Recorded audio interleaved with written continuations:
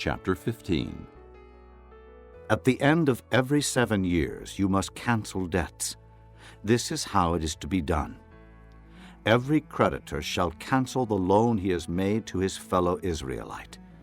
He shall not require payment from his fellow Israelite or brother, because the Lord's time for canceling debts has been proclaimed. You may require payment from a foreigner, but you must cancel any debt your brother owes you. However, there should be no poor among you.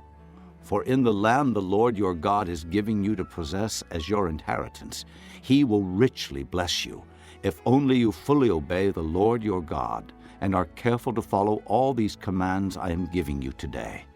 For the Lord your God will bless you as he has promised, and you will lend to many nations, but will borrow from none. You will rule over many nations, but none will rule over you.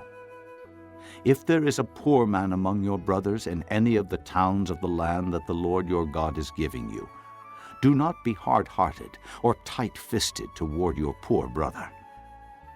Rather be open-handed and freely lend him whatever he needs.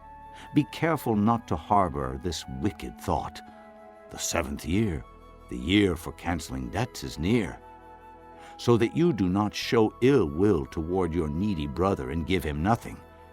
He may then appeal to the Lord against you, and you will be found guilty of sin. Give generously to him, and do so without a grudging heart. Then because of this, the Lord your God will bless you in all your work and in everything you put your hand to. There will always be poor people in the land. Therefore I command you to be open-handed toward your brothers and toward the poor and needy in your land. If a fellow Hebrew, a man or a woman, sells himself to you and serves you 6 years, in the 7th year you must let him go free. And when you release him, do not send him away empty-handed. Supply him liberally from your flock, your threshing floor, and your winepress. Give to him as the Lord your God has blessed you. Remember that you were slaves in Egypt, and the Lord your God redeemed you. That is why I give you this command today. But if your servant says to you, I do not want to leave you, because he loves you and your family and is well off with you, then take an awl and push it through his earlobe into the door, and he will become your servant for life. Do the same for your maidservant.